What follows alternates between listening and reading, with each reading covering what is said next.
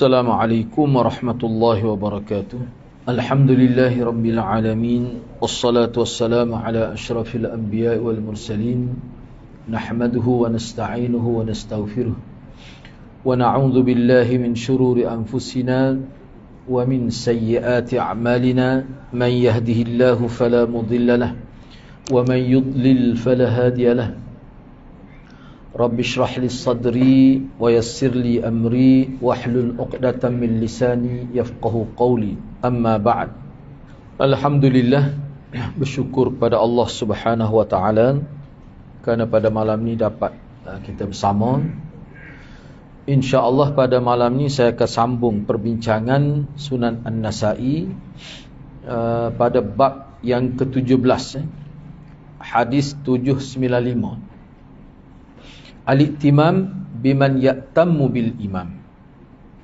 Mengikuti orang yang menjadi makmum kepada imam. Al-i'timamu biman ya'tammu bil imam. Mengikuti orang yang menjadi makmum kepada imam.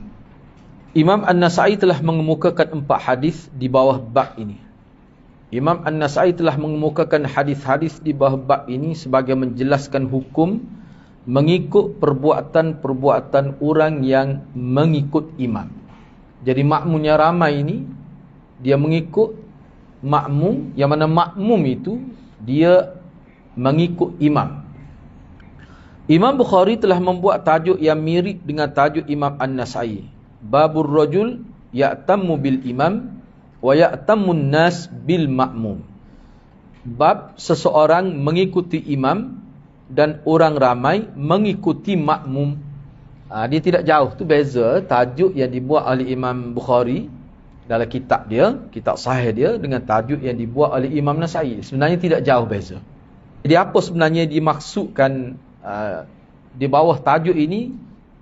Jadi untuk kita faham itu, Imam Nasa'i telah kemukakan 4 riwayat. 4 riwayat. Riwayat yang pertama iaitu riwayat yang ke-795. Wa bihi qala akhbarana Suwaid bin Nasr qala anba'ana Abdullah ibn al-Mubarak an Ja'far ibn Hayyan an Abi Nadrah an Abi Sa'id al-Khudri anna an-nabiy sallallahu alaihi wasallam ra'a fi ashabihi ta'akhkhura faqala taqaddamu fa'tammu bi wal ya'tamma bikum man ba'dakum. ولا يزال قوم يتأخرون ada tasydid, يتأخرون حتى يؤخرهم الله عز وجل.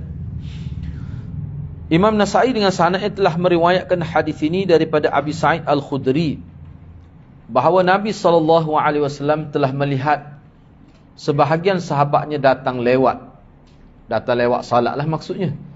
Baginda SAW telah bersabda, tampillah ke hadapan, kamu ikutilah aku, dan orang selepas kamu akan mengikuti kamu. Kaum yang sentiasa lewat, pasti Allah Azza wa Jalla akan lewatkan mereka. Itu terjemahannya. Jadi apa maksud tu? Kita tengok dalam huraian. Baik, jadi hadis yang pertama ini, tak perlu saya baca di situlah sebab di situ dah ada dicatat ya. Hadis bab iaitu hadis Abu Sa'id Al-Khudri adalah sahih dan ia dikeluarkan juga oleh Imam Muslim dalam kitab sahihnya. Maksud Nabi SAW melihat sahabat datang lewat adalah sebahagian mereka datang lewat pada sah pertama, bukan semuanya datang lewat. Kenapa berlaku begitu? Kenapa berlaku begitu kepada sebahagian mereka? Mengikut sebahagian ulama, mungkin mereka bersikap demikian kerana Nabi SAW pernah menyebutkan, liyalini minkum ulul ahlam wan nuha. Yang bermaksud, hendaklah orang yang mengiringi aku terdiri dari kalangan yang telah baligh dan ada ilmu. Barangkali sebahagian mereka merasakan diri kurang, maka tidak layaklah untuk berada di saf pertama berdekatan dengan Nabi SAW. Dia ceritanya begini, sebab ni hadis ni sebenarnya hadis sahih lah. Jadi pernah Nabi SAW sebut, hadis ni kita jumpa dah dalam pengajian kita sebelum ni. Jadi siapakah kita sedia maklum bahawa sah pertama ni ada kelebihan tersendiri. Jadi dalam sah pertama tu, kelebihan yang paling besar ialah yang paling hampir dengan imam. Sah depan tu ada kelebihan dah. Cuma dalam sah hadapan itu, yang manakah? Kedudukan yang manakah yang kira-kiranya mempunyai lebih banyak kelebihan? Itu yang Nabi sebut tu. Jadi orang yang paling dekat dengan aku, dialah ada kelebihannya. Itu sedia maklum. Sahabat tahu perkara itu. Cumanya bila Nabi sebut liyalini minkum, hendaklah orang yang mengiringi aku, maknanya Nabi berada di saf imam lah. Kemudian orang yang saf pertama dia dekat dengan Nabi. Kita kata yang paling mengiringi Nabi ialah orang yang betul-betul berada di belakang Nabi di saf pertama. Jadi orang-orang yang berada di sekitar itu, yang dekat dengan Nabi itu, mestilah terdiri dari kalangan ahlam, orang-orang yang telah akil baligh, wan nuha, dan cerdik, pintar. Nuha ni pelbagai huraian ulama. Ada yang kata dia tahu tentang hukum hakam salat, dia berilmu, dia tahu tentang Quran. Mana kalau Nabi tersilap, kalau imam tersilap baca Quran pun dia boleh buat teguran. Jadi maknanya orang yang berada dekat Nabi ni, sebab apa kena ada kriteria yang agak lebih khusus daripada orang lain? Sebab mereka ni ada tanggungjawab. Mereka ada tanggungjawab. Sebab tu setengah ulama kata boleh jadi kerana hadis ni lah setengah-setengah sahabat tu yang dia rasakan diri dia kurang, jadi dia takut nak datang awal, takut dipersilakan masuk saf pertama tu. Malu kat orang, kau suruh masuk saf pertama tak boleh masuk. Baik duduk lewat-lewat, siapa orang. Boleh jadi begitulah. Sebab kita kena ingat sahabat ni akhirnya dia terdidik, semua berebut-rebut nak masuk saf hadapan. Jadi apa yang Nabi sebut ni di bahagian belakang Nabi itulah. Contoh kita berada di saf ni, imam kita salat, kita belakang. Kalau imam tersalah, tak kira lah apa betul kesalahan, siapa yang mula-mula sekali bertanggungjawab? Orang yang hampir dengan dia lah. Jadi setengah ulama kata boleh jadi kerana itu. Jadi yang datang lewat ni bukan semua, sebahagian. Sebahagian. Okey, kita baca dulu, kemudian saya akan bagi sedikit huraian. Yang ketiga, Hafiz Ibn Hajar berkata, zahir hadis menyokong pandangan Asy-Sya'bi. Apa maksud pandangan Asy-Sya'bi itu? Cuba tengok nota kaki 23 dia. Asy-Sya'bi masruk. Tak ada A tu yang tersilap tu. Juga masruk, bukan Sya'bi sajalah. Berpendapat bahawa masing-masing saf menjadi imam kepada sebahagian yang lain. Tu. Ini berbeza dengan pandangan jumhur ulama yang menyatakan makmum yang tidak nampak dan tidak mendengar imam, mereka boleh jadikan makmum di hadapan mereka sebagai panduan untuk mengikut imam, dan hakikatnya mereka tidak berimamkan makmum di hadapan mereka. Ini pendapat yang agak terpencil lah. Pendapat daripada Asy-Sya'bi, Masruq pun begitu juga. Dia kata sebenarnya imam ini tentu tidak seperti imam yang berada di hadapan sekali itu. Maknanya sah pertama imam dia adalah Nabi, adalah tu imam lah. Sah kedua imam dia adalah sah dia di hadapan dia. Tu. Jadi Sya'bi kata begitu, Masruq pun kata gitu juga. Tetapi jumhur ulama ramailah dia kata tidak gitu. Jadi kalau kita nak guna perkataan imam, sah kedua imam dia adalah sah pertama. Mana orang yang berada di saf pertama? Pelik tu. Macam mana begitu?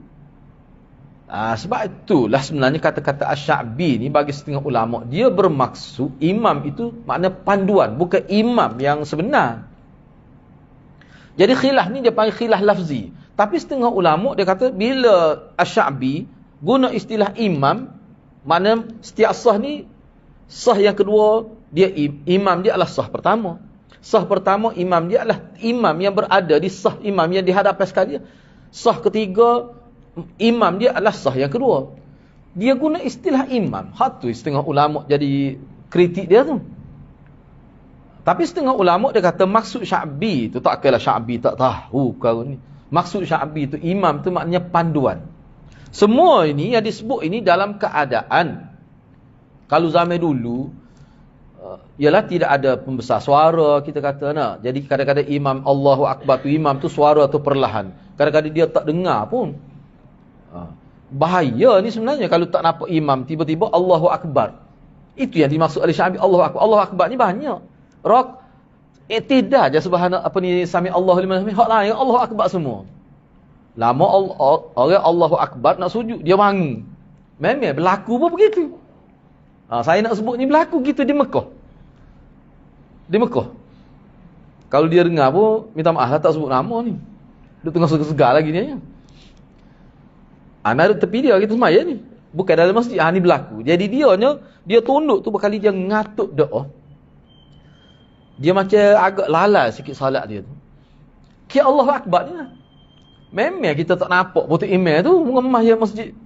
Makna apa? Warna tu email. Gak dia nya Allahu Akbar. Dia sujud. Orang bangun. Dia pun bangun pula. Dia bangun pula. Bila dia bangun, tak apalah.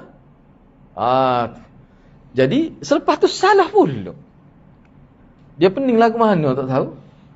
Orang Allahu Akbar rakaat, dia sujud. Dia bangun pula. Sudah Maya dia kata pelik anak Maya ini kata. Mana jadi lagu ni? Boleh berlaku tu. Hak tu kita kata dalam keadaan ada pembesar suara, tapi dah Allahu Akbar belaka tu. Sebab itu yang dimaksud, tengok ulama kata itu yang dimaksud oleh Sya'bi. Allahu Akbar, semua Allahu Akbar kecuali Sami Allah yang bezanya. Jadi Allahu Akbar yang kita dengar dalam pembesar suara tu, Allahu Akbar nak rakaat ke? Allahu Akbar nak sujud ke? Allahu Akbar nak bangkit daripada sujud ke? Semua itu kita lihat orang depan kita. Tu maksud Sya'binya. Tapi setengah ulama dia kata seolah-olah macam Sya'bi kata kita kena niat berimamkan kepada orang yang duduk depan kita. Ada yang kata begitu. Ramai juga yang kata begitu. Kalau hak tu. Kalau maksud tu lah ulama kritik tu. Tapi setengah ulama kata tak, maksud Sya'bi ni tidak gitu. Walaupun dia guna istilah imam, tu imam di situ maknanya panduan. Ada sudut tu. Itu maksud dianya. Tak apalah kukuk mana pun bagi yang kata maksud Asy-Sya'bi itu makna saf itu dia berimamkan kepada saf di hadapan dia. Kalau kita tengok hak ni, hadis ni dengan tajuk ni, nampak menyokong dia tu. Nampak menyokong Sya'bi tu. Itu maksud dia. Baik. Tak apalah dia benar ni tidak jadi isu pun tempat kita ni, tapi kena ingat kalau kita tahu ni kan, kita tidak rasa runsing tentang solat kita bila kita ada ilmu. Misalnya kita sembahyang Jumaat, tiba-tiba orang panggil tak ada api. Tak dengar sikit rambut tu email kata gapo. Kita masjid besar, kita duduk bahagian belakang, tak dengar. Di situlah sebenarnya dimaksud kita duduk bincang ni. Jadi kita berpandukan pergerakan imam itu berpandukan kepada orang yang di hadapan kita. Sebab kita yakin orang di hadapan kita tu semua tu hakikatnya ikut tu email. Sah ke 10. Dia berpandukan kepada sah depan dia nampak. Sah depan ni dia berpandukan kepada sah depan dia nampak. Jadi sah paling dekat atas imam, kita yakin dia berpandukan kepada imam. Maknanya pergerakan kita tu dia tetap akan jadi serupa dengan imam. Walaupun kita tak nampak imam, tak dengar pun. Dia panggil takbir imam itu. Itu yang dimaksudkan di sini. Sebab tu saya kata kalau sekarang ni mudah, setengah-setengah masjid tu TV yang besar tu banyak tempat. Boleh tengok lah. Walaupun tak nampak imam tu, hakikat jadi nampak. Bahkan tu imam salah pun kita boleh tahu lagi. Walaupun sah berpuluh-puluh pun. Apa tu? Sebab ada, kita kata slide tu. Ada, kita kata skrin yang besar tu. Lepas tu bunyi pula tu. Di pembesar suara tu. Ni kita kena ingat, perbincangan di suatu ketika dulu tak ada alat moden ini. Itu maksud dianya. Baik, cuba tengok lagi. Imam An-Nawawi menjelaskan sabda Nabi SAW, wal ya'tamma bikum man ba'dakum, yang bermaksud dan orang selepas kamu akan mengikuti kamu. Apa maksud ni? Kata Imam Nawawi, maksudnya mereka akan mengikuti pergerakan salatku dengan berpandukan pergerakan salat kamu. Jadi kamu penuhlah sehadapan ni. Kamu penuh sehadapan. Jadi orang yang mari lewat tu, dia tak nampak aku, dia tak dengar suara aku. Orang depan dia itulah jadi panduannya. Itu kata Imam Nawawi. Maksud di sini. Bukan niat tu email, kita niat berimail kepada orang depan kita. Tak, tidak gitu. Niat email tu email hadap depan sekali itulah. Itu kata Imam Nawawi. Sehani hak jumhurnya. Imam Nawawi menjelaskan lagi, hadis ini menjelaskan hukum harus seseorang makmum mengikuti imam yang tidak dilihatnya dan tidak didengarinya dengan berpandukan suara orang lain. yakni penyampai bagi pihak imam. Ni lepas ni kita akan guna istilah mudah, muballigh. Kena fahamlah. Dalam pengajian berkenaan dengan kitabul imam ini, bila kata muballigh ni, mana orang yang derah suara tu imam itulah. Gedia kalau bahasa Melayu kita, muballigh dia panggil. Tu imam kata Allahu Akbar, dia Allah, enggak suara dia. Biasa muballigh kena suara kuatlah. Jangan suara dia lebih slow pada tu imam, tak jadi gitu. Kayak dulu ke tempat kita apa ada gitu. Nah, sekarang ni tak ada. Muballigh tu. Sungguh-sungguh tempat dalam internet tu memang hidup lagi cara ni. Atau saf di hadapannya yang dia yakin mereka mengikut imam. Ni kata Imam Nawawi ni. Hak ni lah sebenarnya. Hak ni yang dimaksudkan wal ya'tamma bikum man ba'dakum. Baik. Itu hak je lah. Hak tu hak pendapat ramanya. Tetapi biarlah saya masuk juga sini sebab ada setengah ulama dia kata kita boleh bawa ni. Hak Nabi sebut ni walaupun asalnya berkait dengan makmum dengan imam, kita boleh bawa lebih luas lagi. Maksud dia. Apa dia? Namun ada juga yang mengatakan maksud sabda Nabi SAW ini adalah kamu belajarlah hukum hakam syariat melalui aku dan pastinya generasi selepas aku akan mempelajarinya daripada kamu. Dan begitulah seterusnya hingga berakhirnya kehidupan dunia ni. Mana kita belajar daripada ulama zaman kita ni, ulama zaman kita belajar dengan ulama zaman dia. Begitulah seterusnya. Maknanya silsilah ilmu daripada Nabi itu bersambung-sambung. Ada ulama kata begitu. Dah itulah sebenarnya maksud semaya. Semaya ni pun gitulah maksudnya. Sebab tu Nabi kata sallu kama ra'aitumuni. Mu semaya. Mu tu siapa asalnya? Sahabatlah. Seperti mana mu tengok aku semaya. Jadi pokok tabi'in ni dia tak sempat dengan Nabi. Dia tengok kamu semaya. Begitulah seterusnya berlaku. Sebab itulah dia serupa. Kalau ada beza pun dari sudut hay'ah, dari sudut sikit-sikit beza. Bukan kerangka besar. Tu orang panggil cara perpindahan maklumat agama, khususnya dalam bab ibadat, dalam konteks agama kita gitulah. Tak ada duk main dalam rock tak ada. Tak ada duk main gitu. Pasal tu ilmu ni siapa kita lagu tu, bukan main-main. Atau ada ulama berpendapat. Sebenarnya pendapat ni ada ulama kata boleh diterima juga. Sebab apa? Dua-dua boleh diterima. Dalam konteks yang khusus tadi. Kalau dia dalam konteks yang lebih global, maknanya dari sudut penyampaian maklumat agama tu. Dari sudut itu. Kesemaya-semaya ni dia lambai kepada satu pemerintahan yang lebih besar. Sebab tu nama imam. Yang keempat, maksud Allah Subhanahu Wa Taala akan melewatkan suatu kaum yang sentiasa melewatkan salat berjemaah sehingga sentiasa tertinggal sah pertama adalah mereka akan dilewatkan atau ditangguhkan mendapat rahmat, kedudukan yang mulia dan dilambatkan mendapat ilmu dan apa-apa kurnia Allah. Jadi lambat sebab-sebi ni dia nikmat Allah dia akan dapat apa-apa. Kih pelewat semaya Jumaat. Sengaja dengan sengaja. Kadang-kadang mari tunggu dulu. Nanti titik email habis Fatihah kita masuk. Kadang-kadang. Tu lagi tak boleh lah. Tu orang panggil sengaja pula tu, itu termasuk su'ul adab, buruk akhlak tu. Ni ikut ulama. Mari sengaja buat lewat. Awal lagi ni kata ni. Sengaja buat lewat. Sengaja. Itu termasuk su'ul adab, buruk akhlak. Mengikut ulama. Dan ini adalah pandangan Imam An-Nawawi rahimahullah. Ni.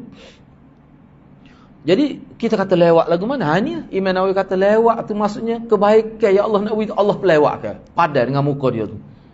Sebab apa? Duk pelewat semaya Jumaat. Sengaja dengan sengaja maksudnya. Sedangkan kita ni kalau kebaikan biar boleh kita dulu. Umumnya gitu. Manusia tak seberatur ramai-ramai. Nak duk belakang sekali nak terima kebaikan. Boleh pohak kuah tu. Seolah-olah begitulah. Jadi nak cepat sesuatu dapat kebaikan ni, itu kehendak manusia. Bukan kalau kita doa, nak boleh selalu. Tapi Allah SWT hukum orang yang sentiasa dengan sengaja melewatkan salat berjemaah ni, Allah hukum dia. Apa bentuk hukumannya? Allah pelewatkan dia dapat kelebihan. Ilmu pun, ngaji jak muda tua baru faham. Bimbang takut bagi-bagi lagu ni. Maknanya boleh tahu ilmu ni milik Allah. Boleh berlaku pada sesiapa sahaja pada kita pun boleh berlaku atau kesilapan kita orang lain jauh dah pergi dalam ilmu kita baru faham pada ngaji puluh tahun dah tu baru jijak kata-kata takut gitu kena pakak-pakak fikir ni dah untuk diri kita sendirilah. Baik, hadis yang kedua, hadis 796 Wa bi qala akhbarana Suwaid bin Nas qala anba'ana Abdullah anil Jurairi an Abi Nadrah nahwah. Kata Imam Nasa'i, Suwaid bin Nas telah meriwayatkan kepada kami. Beliau berkata, Abdullah telah meriwayat kepada kami daripada Al-Jurairi, daripada Abi Nadrah, akan hadis seumpamanya. Ni pun dia kira hadis. Padahal tak ada hadis tu. Sanad tu dia kira hadis. Ringkasnya begini, sebelum kita bincang pada muka surat belakang tu. Sebenarnya ni, Imam Nasa'i nak sebut bahawa hadis dengan hadis riwayat ni, hadis sanad ni sama ya dengan hadis 795 tu. Cuma bezanya pada mana? Cuba tengok. Boleh buat perbandingan selalu. Akhbarana Suwaid bin Nas, tu sama lagi.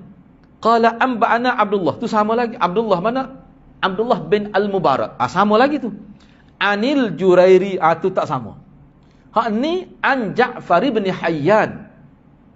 Hak ni Jurairi, maknanya an Abi Nadrah. Tu sama. Maknanya di sini Imam Nasa'i nak ayatnya, guru Abi Nadrah tu adalah Al-Jurairi. Hak sini.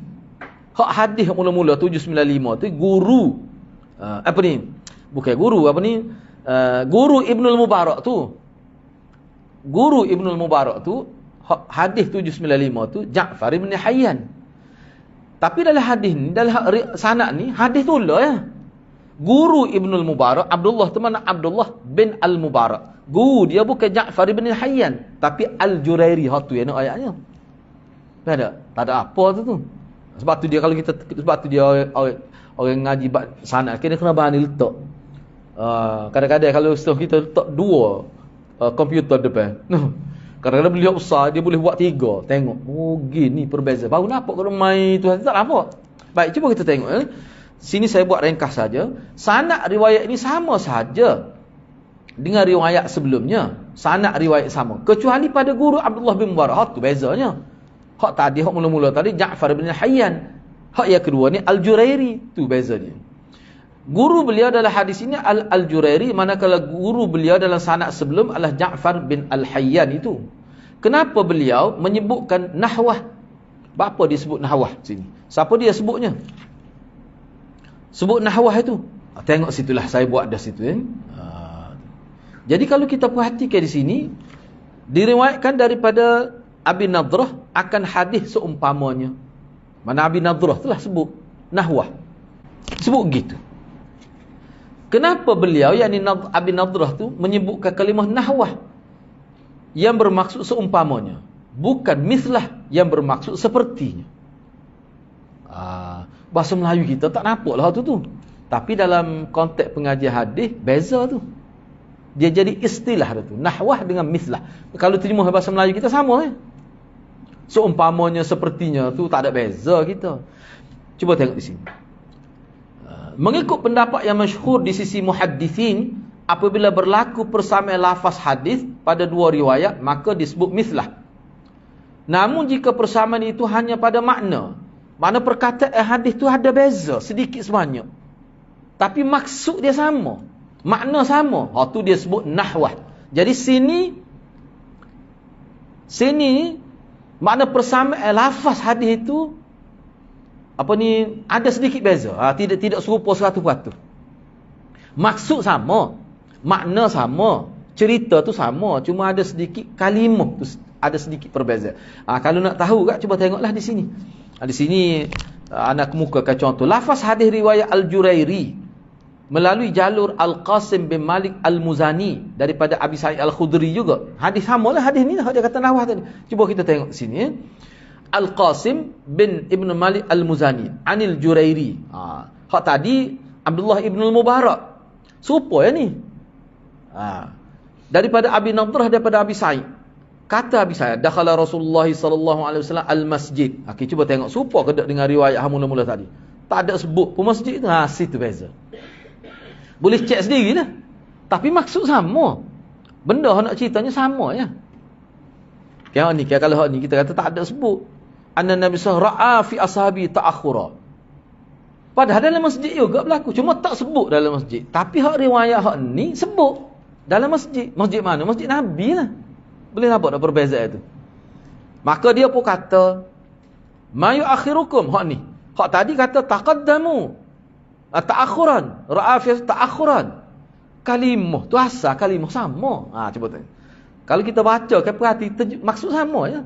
Dah hak tu kena guna nahwah kalau lagu tu. Makna sama, cuma lafaz hadis tu ada berbeza. Maksud sama. Tu dia kena guna nahwah.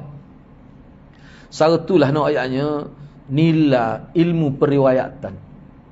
Jadi kita boleh tahu, no ayatnya cuma bila kita nak menakalkan kata-kata seseorang, lafaz yang dia sebut itu penting untuk kita jaga. Jadi kalau kita nak sebut tentang orang lain, kita nak quote kata-kata orang lain, kita kena ingat lafaz dia. Takut jadi orang tak kata gini, kita kata gini.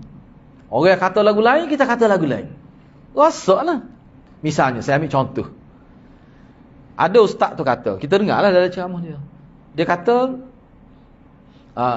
kita ni boleh dikatakan semuanya ikut mazhab.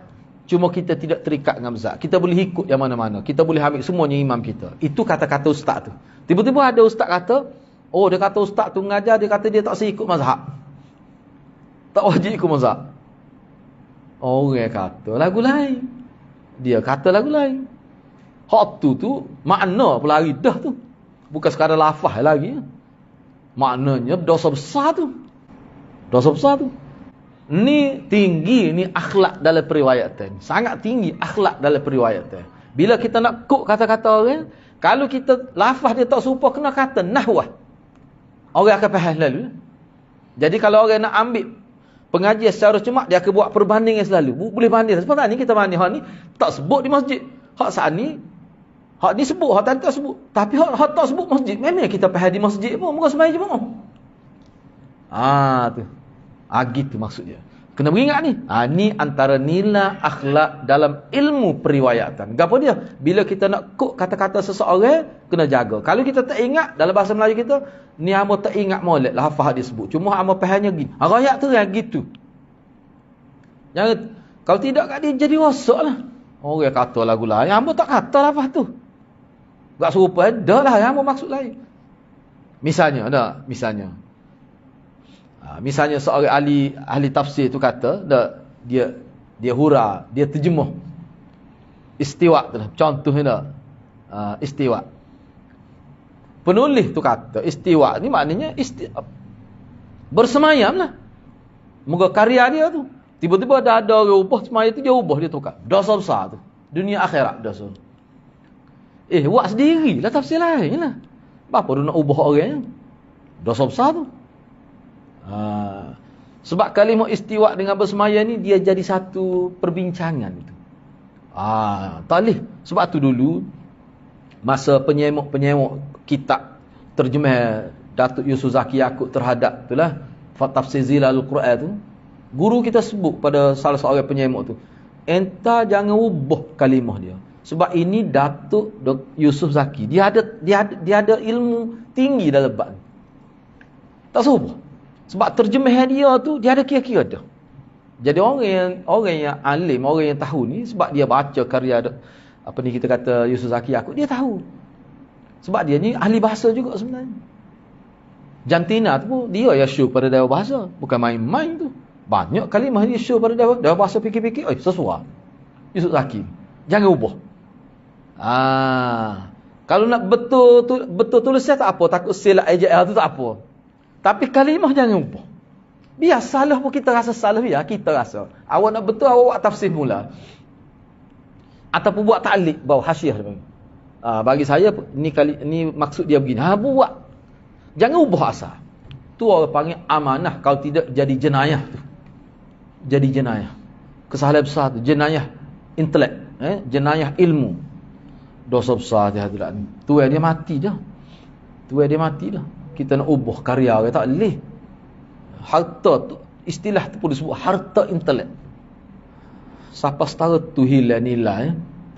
Siapa setara tu, na'udzubillah min zalim. Kita kata hak tu, hak ubah hak tidak Nabi tu. Ni kalau ubah hak Nabi, dosa besar lagi. Tu ubah sama kita pun tak boleh dah. Misalnya, saya ambil contoh lain lah. Misalnya, si A ni kata kepada B, Saya tak suka sangat lah pada dia tu. Kahwin ni kau, dia rakyat dia benci kamu. Cuba fikir, bahasa lain tu. Kita rakyat kepada dia, kata saya ni tak suka, ada tak apa kenal lah mana ke dia. Kahwin ni kau, dia tu rakyat dia benci dia. Dia tak suka tu. Kalau kita nak kok kata-kata orang, dia kena biar betul kalimah tu. Kalau tidak, tak boleh. Tu kena ingat tidak. Kalau tidak, jadi berdosa. Kena ingat tu. Dalam hadis ni, jumpa ni. Kita akan jumpa akhirat ni. Sebab tu ulama dia boleh kena pasti. Tak ni, hak ni perawi sebut gini. Bukan Nabi. Dia boleh tahu tu. Melalui kaedah perbandingan riwayat. Tu kaedah tu dia guna. Baik. Kita pergi seterusnya. Hadis 797. Ini hadis yang 3 lah di bawah bab ini. Wa bi qala akhbarana Mahmud bin Ghailan qala hadatsani Abu Daud qala anba'ana Syu'bah an Musa bin Abi Aisyah qala Sami'tu Ubaidullah ibn Abdullah yuhaddithu an Aisyah radhiyallahu anha anna Rasulullah sallallahu alaihi wasallam amara Abu Bakrin an yusalliya bin nas qalat wa kana an-nabiy sallallahu alaihi wasallam baina yaday Abi Bakrin fa shalla qa'ida wa Abu Bakrin yusalli bin nas wan nas khalfa Abi Bakr. Imam Nasa'i dengan sanadnya telah meriwayatkan hadis ini daripada Aisyah radhiyallahu anha bahawa Rasulullah sallallahu alaihi wasallam telah memerintahkan Abu Bakr menjadi imam kepada orang ramai. Kata Aisyah, Nabi sallallahu alaihi wasallam berada di sisi Abu Bakr. Baginda salat dalam keadaan duduk dan Abu Bakr menjadi imam kepada orang ramai. Orang ramai berada di belakang Abu Bakr. Sekali kita tengok hadis ni kan, nampak macam ada 3 sah. Macam ada sah imam, 3 sah juga tu. Sah imam, sah Sayyidina Abu Bakar, sah makmum yang ramai. Nampak begitu zahir ni. Sebab Nabi tentu ya Nabi jadi imam ni. Lepas tu Nabi suruh Sayyidina Abu Bakar jadi imam. Lepas tu Nabi semaya juga. Nabi depan dia. Nabi semaya dalam keadaan duduk. Abu Bakar menjadi imam pada orang ramai. Sama ada Abu Sayyidina Bakar jadi imam sungguh, dia duduk depan. Lepas tu Nabi duduk mana? Nabi duduk di sisi dia. Dalam keadaan duduk. Sebab dia ni khilaf ni. Ada setengah kata tak Nabi jadi imam. Sayyidina Bakar duduk tepi dia. Ada kata tak Sayyidina Bakar jadi imam. Baik, cuba kita tengok di sini. Pertama sekalinya hadis ni muttafaq alaih. Hadis ni sahih. Hadis Aisyah. Jadi kenapa berlaku begini? Kerana ni semua pensyarah-pensyarah hadis sebut hadis ni sebenarnya dia ada hadis yang panjang lah. Ni hadis ni berlaku ketika Nabi sakit. Tu jelas walaupun tidak disebut dengan terang dalam hadis ni. Tu. Baik. Sakit yang dimaksudkan dalam hadis adalah sakit yang membawa kepada kewafatan Nabi. Ni saya buat ni berdasarkan kepada hadis lain yang juga diriwayatkan oleh Imam Nasa'i yang lengkap. Sebab tu timbul gini ni. Kisah sakit ni kalau tidak tak timbul terus jadi imam. Saya nak bakar sah bersama orang ramai. Jadi hadis ni berkait dengan sakit Nabi. Sebab tu jadi gini. Jadi sakit ni sakit orang mana? Nabi sakit ni beberapa kali, bukan sekali. Sakit yang dimaksudkan dalam hadis ini adalah sakit yang membawa kepada kewafatan Nabi sallallahu alaihi wasallam. Ini sakit yang terakhir. Hadis ini adalah hadis ringkas daripada hadis Aisyah yang panjang. Insya-Allah akan dibincangkan pada bab 40 832. Lambat kalah lagi lah. Hak panjang, hak detail. Situ duduk. Yang ketiga, berdasar kepada riwayat yang akan datang, jelas disebutkan bahawa Nabi sallallahu alaihi wasallam menjadi imam salat dalam keadaan duduk dan baginda berada di sebelah kiri Abu Bakar As-Siddiq. Ni. Jadi kalau kita tengok hadis akan datang, yang lebih jelas lagi, Nabi jadi imam. Bila Nabi jadi imam, Sayyidina Bakar duduk tepi dia. Sayyidina Bakar duduk sebelah kanan Nabi. Sebab tu jadi Nabi duduk sebelah kiri Abu Bakar. Lepas tu sahabat ramai ni duduk belakang. Daripada mana kita faham tu? Daripada riwayat akan datang yang kita bincang akan datang lah. Tu. Sebut selalu tu supaya boleh faham hadis ni. Perbincangan secara detailnya kemudian. Yang keempat, peranan Abu Bakar dalam salat ini adalah sebagai muballigh kepada Rasulullah sallallahu alaihi wasallam. Orang ramai muballigh nak faham tadi lah. Hak je pederah tu. Nabi ke sakit pun. Yalah anda duk tengok juga banyak juga dia punya hurai ulama. Nabi ni pada waktu ni suara pun selur. Allahu Akbar. Tak dengar ni belakang. Letih Nabi sebab ni sakit yang terakhir. Beberapa hari selepas setengah kata selepas 12 solat selepas tu meninggal dunia. 12 waktu. Selepas 12 waktu selepas tu Nabi meninggal dunia. Hak ni Nabi jadi ti'imah. Selepas tu tak boleh pergi 12 kali saya nak bakar jadi ti'imah. Lepas tu Nabi meninggal. Tu kedudukan. Hak ni tak lagi ni. Nabi lagi jadi ti'imah ni. Nakyaknya sakit yang terakhir ni. Jadi peranan Abu Bakar dalam salat ini adalah sebagai muballigh kepada Rasulullah SAW. Jederah takbir Nabi. Orang ramai salat berpandu ke suara Abu Bakar. Sebab Nabi duduk. Orang tak nampak. Orang duduk serpai nampaknya. Jadi orang ramai salat tu berpandu kepada suara Abu Bakar. Yang mana mereka tahu bahawa Abu Bakar salat dengan menjadi makmum kepada Rasulullah SAW. Inilah yang dimasukkan oleh tajuk yang dibuat oleh Imam An-Nasai. Ni maksud tajuk Imam An-Nasai buatnya. Itu. Baik, hadis yang keempat iaitu hadis 798. Wa bi qala akhbar. Jadi perbincangan secara panjang lebarnya dalam hadis akan datanglah. Hadis yang keempat, wa bi qala akhbarana Ubaidullah ibnu Fudalah ibnu Ibrahim qala hadatsana Yahya yani ibnu Yahya. Qala hadatsana Humaid ibn Abdurrahman ibn Humaid Ar-Ruwasi an abihi an Abi Zubair an Jabir qala shalla bina Rasulullah sallallahu alaihi wasallam az-zuhra wa Abu Bakr khalfah fa idza kabbara Rasulullah sallallahu alaihi wasallam kabbara Abu Bakr yusmi'una. Imam Nasai dengan sanad yang telah meriwayatkan hadis ini daripada Jabir radhiyallahu an. Beliau telah berkata, Rasulullah sallallahu alaihi wasallam telah menjadi imam zuhur kepada kami. Abu Bakar berada di belakangnya. Apabila baginda bertakbir, maka Abu Bakar akan bertakbir dengan tujuan memperdengarkan kepada kami. Jadi kalau kita tengok hadis ni, Sayyidina Abu Bakar tidak duduk tepi Nabi, duduk belakang. Sebab tu setengah ulama kata kisah ni berlaku beberapa kali. Baik, tak apalah. Jadi dalam hadis ni jelas sebut bahawa peranan Sayyidina Abu Bakar adalah sebagai muballigh. Hadis Jabir radhiyallahu anhu adalah sahih dan Imam Muslim telah mengeluarkan hadis ini dalam sahihnya. Dalam riwayat lain, Jabir menjelaskan, semua ni dalam Nasai belaka. Dalam riwayat lain, Jabir radhiyallahu anhu menjelaskan Nabi SAW salat pada ketika ini dalam keadaan sakit. Tu dalam riwayat lain. Jabir juga sebut. Dalam Sunan Nasai ini juga. Hadis 1200 tu. Lama lagi lah nak jumpa tu. Manakala dalam riwayat Imam Nasai yang akan datang, nombor 1200 tu. Melalui jalur Al-Layth bin Sa'ad daripada Az-Zubaid, daripada Jabir juga. Menjelaskan bahawa Rasulullah SAW sakit yang agak ketara pada ketika ini. Dia sakit ni saya nak terjemahnya ketara ni sebab gini. Dia panggil syaka. Syaka ni maksudnya bunyi. Kalau kita sakit kata dia bunyi gitu. Sebab tu ana terjemah sakit yang ketara. Berat juga ya. Siapa bunyi? Kan nyawa pun bunyi. Tu. Jadi kalau bahasa Kelantan kita dia macam merintih gitulah. Bunyi. Adakah sakit gitu? Kalau demam berat begini, dia nak boleh jadi juga lah, tapi dia bunyi suara sama ada bunyi gitu jenis gitu. Itu maknanya sakit tu lah sampai tahap tu. Maknanya sakit berat sebab itulah ulama bila dia tengok sebab dia kata ni sakit terakhir ni. Sakit terakhir. Yang ketiga, hadis Jabir radhiyallahu anhu ini menjelaskan maksud hadis Abu Sa'id yang lalu.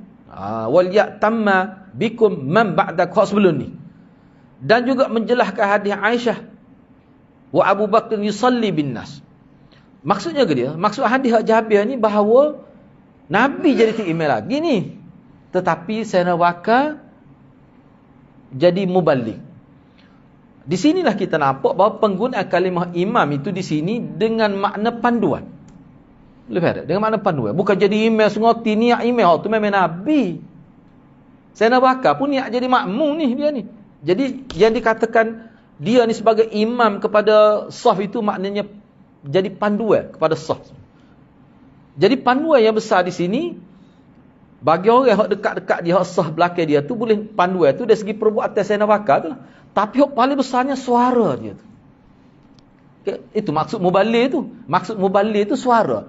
Bila Nabi kata Allahu Akbar nak rakaat, Sayyidina Bakar kata Allahu Akbar. Semua orang tahu tu suara Sayyidina Bakar. Dan semua orang tahu Sayyidina Bakar ni nak derah untuk kita lah. Yusmi'una. Supaya kita boleh dengar. Dia derah suara tu supaya kita boleh dengar bahawa Nabi ni nak pindah daripada qiyam nak rakaat. Bila Nabi kata Sami'allahu liman hamidah, maka Sayyidina Bakar pun kata gitu juga. Tu dia panggil muballigh. Ni peranan Sayyidina Bakar. Jadi mana riwayat nak jelah tu takut kita kata Sayyidina Bakar jadi imam dak. Hak masa ni. Hak Sayyidina Bakar jadi imam tu hak Nabi tak boleh nak mari dalam masjid. Nabi maya dalam bilik dia. Tu. Yang keempat, perkataan yusmi'una daripada asma'a yusmi'u. Sami'a telah mendengar oleh ia, asma'a telah memperdengarkan oleh ia. Itu beza dia. Jadi perkataan yusmi'una yang bermaksud beliau memperdengarkan takbir Nabi sallallahu alaihi wasallam kepada kami.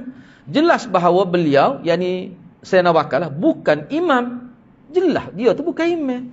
Bahkan muballigh. Muballigh kepada Nabi. Muballigh kepada Nabi, dia sampaikan bagi pihak Nabi kepada makmum. Itu maksudnya. Dia muballigh kepada Nabi. Itu maksudnya. Yalah kita baca ni, kita nampak siapa gitulah kedudukan Nabi di akhir hayat Nabi, sakit supaya manusia biasalah. Tang sakit. Siapa tak boleh suara pun tempat suara lain tolong berderah. Ulama-ulama dulu saya bacalah dalam beberapa syarah.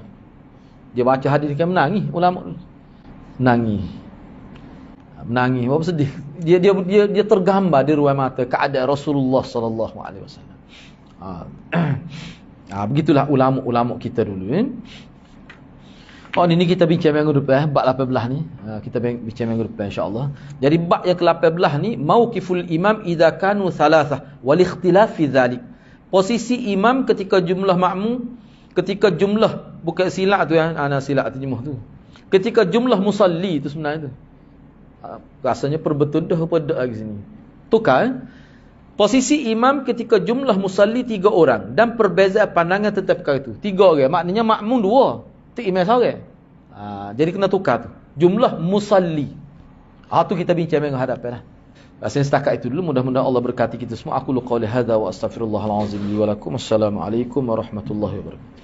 Kena ubahnya takut ni makmum tu tukar, potong buat musalli tu maksud itu.